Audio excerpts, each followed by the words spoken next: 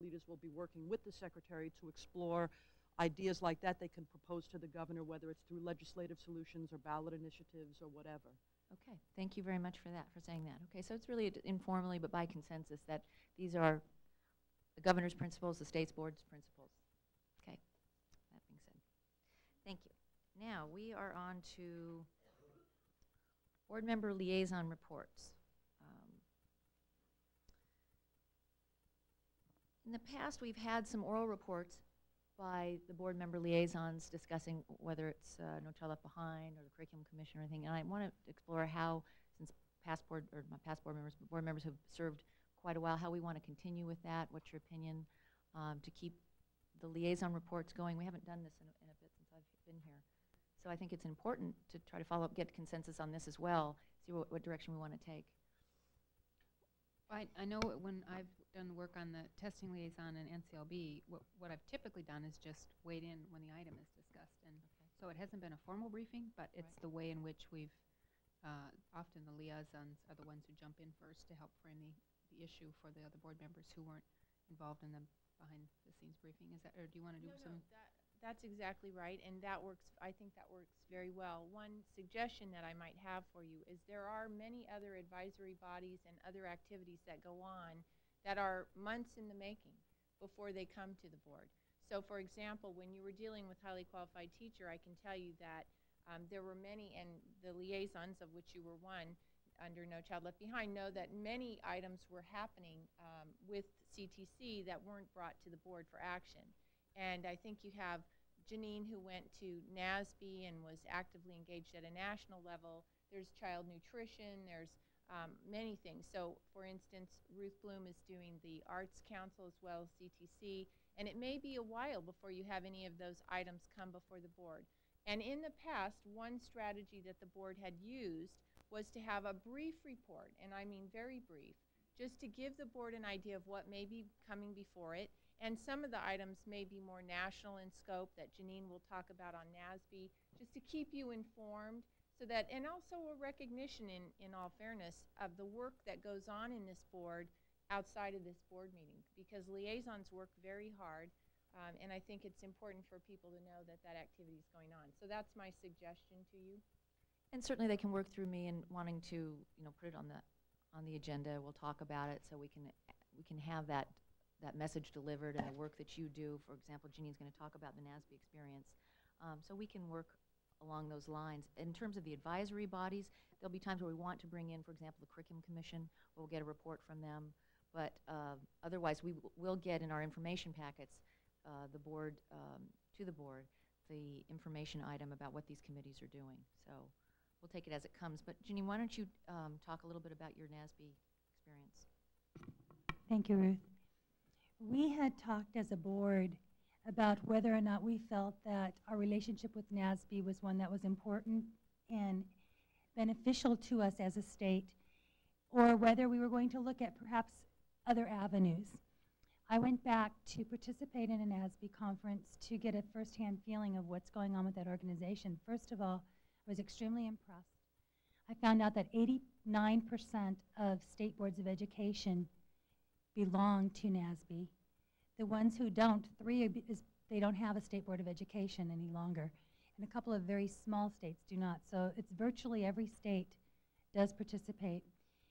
They are heavily involved with dialogue with Secretary Page himself, with Senator Gregg, with Senator Kennedy, in looking at No Child Left Behind and the impact on state boards of education.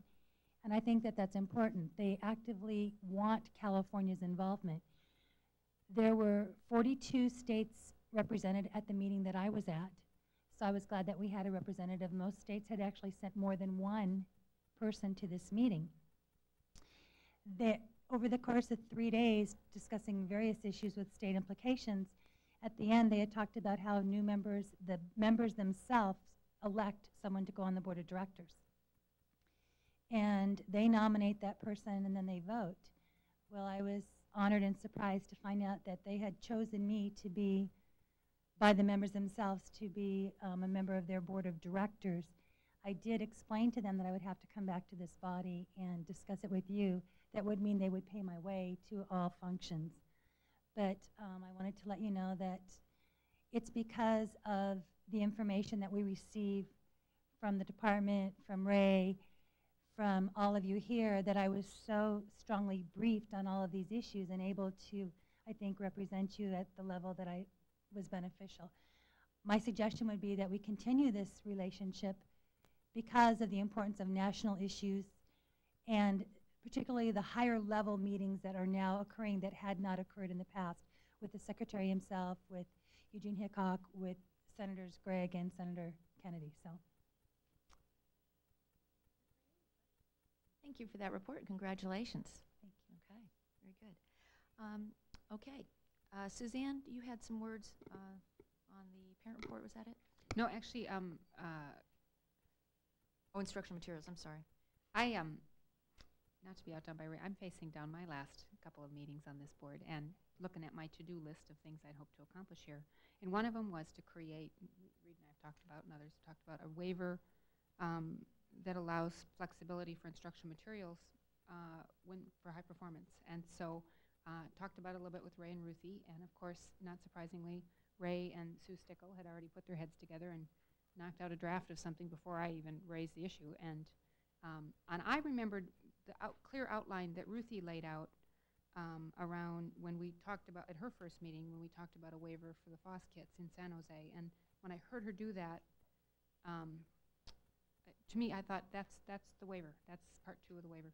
So if it pleases my colleagues, I would be happy to, in the next month, play a role in vetting that draft and hopefully bring it back to us for action either November or January. You can hear that I brought absolutely no creative thinking to the process, and I'm simply taking credit for Ray and Sue and Ruthie's work, but I'd be happy to do some of that. Okay. Like to join me, I'd be happy to have a partner in this.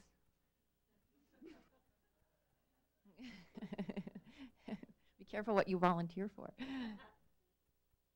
Thanks very much. Suzanne Reed, would you say a few words?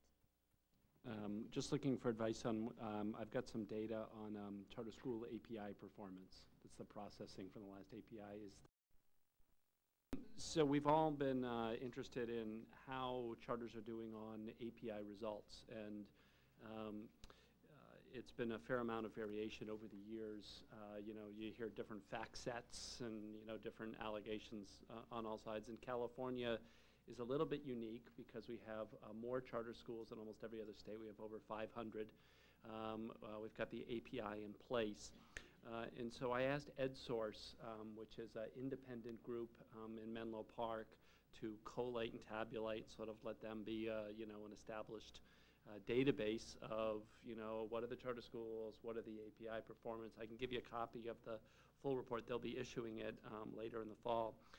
But the average API growth in the non-charters, which is around 7,000 schools that had growth scores, growth APIs, was 7.1 points.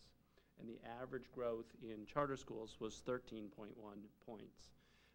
So on a raw basis, it's almost double the growth. If you look at percent, let me give you the exact figures here, who made growth target and percent who made AYP, and percent who made any growth at all of those are slightly above the non-charter schools, so consistently across the board. The one hole that's all charters, is non-classroom based charters, which are slightly less there, but the N is quite small there, 16. But they're only 21% of schools meeting growth targets. So if you look at classroom-based charter schools, the results are even higher than what I gave you. Non-classroom, that subset as a whole. Also, if you look at only 3-year-old, operating for 3 years, you get better results. So again, we'll give you a full report, but the first in California sort of objective independent data collection is, I was frankly worried. And it came out much better than I would have expected. And you know, the work that Jonathan and others have done within the charter community over the last 3 years to say doing great on the API is not a luxury, it's an essential. And more schools have adopted that model. It's not consistent yet. And then also there was a bill passed 2 years ago, 1137, that for very low-performing charters, they used to just get renewed fairly automatically. And under this bill, they're not eligible for renewal without a lot of hoops being jumped through if they don't have at least a 4 ranking on either the comparable schools or the straight API decile ranking. So that'll help a little bit too within the charter community. And they're different, and they're, frankly, they consume more time, of the board and the state than the amount of students deserve. And the only reason to justify that is if it actually is generating more learning. So it's encouraging, and I'll give you the full report when EdSource does that. It'll probably come out in November. And do you have a summary there, Reed? Or is that something you'd like to share with the rest of the board, or is that just notes that you have? That's, no, I can make copies of it. It's just a spreadsheet. Okay. So it's hot off We'll the just press. wait. But EdSource will do a full report in November, and then I'll pass. That's probably easier to pass around because they'll have the analysis of. Okay. Well, thank you for that. And that's, growing the charter school movement responsibly, high-achieving schools is something I think we share that common goal. And this provides a nice segue to our next item, which is an update on KIPP charter schools. I believe that's by Marta Reyes and, Deborah Connolly. Oh, this update also on all state board charter schools, but there's KIPP is a point of discussion.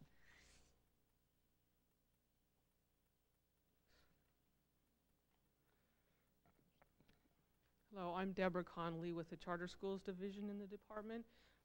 I had hoped that KIPP people were going to be here. I don't see them, so maybe there's been a traffic delay.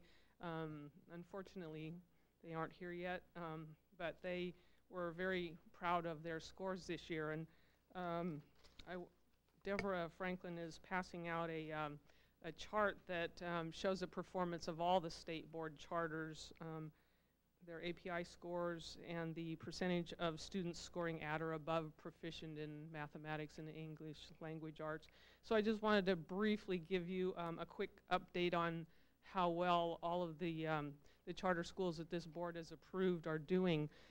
If you look at the API scores, you can see that there are 3 schools here that just opened in this past year, so we have very limited data. But as you can see, so this is the 3 out of the 6 are just operating for the first time or operated last year for the first time. But of the 3 schools with more than 1 year's worth of data, the Onamo Inglewood School and the Edison School continue to show growth over time or over the last 2 years. And in fact, that Edison has been in existence a lot longer than that as a charter school, and they have definitely showed improvements over the last few years. The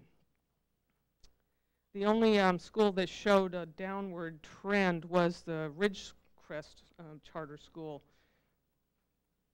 But all in all, it appears that for the most part, these state board charters are doing fairly well with the scores in the 750s and 760s, which is very good. To compliment my colleague, Mr. Nunez, the school with the greatest growth score, Onamo Inglewood, 50 points of growth, is the one in here that's CTA organized school. Good work, Joe.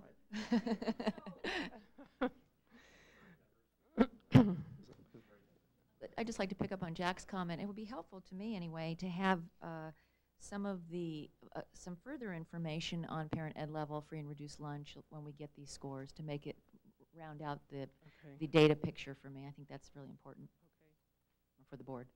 How about if you coupled that with Reed's release and of his data as well as the EdSource charter schools document, and then that would give the department some time to put together a report. They could mail that out to you. For November. Right, for November. We can do that. Thank you. Okay, thank you. Madam Chair, I might also just inform the board, you might remember that in June, this department had written a grant to the federal government. We were receiving $75 million over the next 3 years for operational startup money. In fact, the governor was there to receive the check.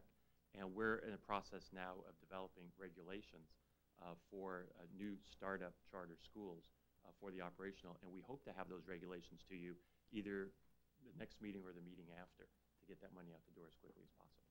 So that'll be an item for you on the agenda in the next couple of months. Deborah? The only other comment I would make is that I believe Superintendent O'Connell had mentioned at your last meeting that we had had our first ever meeting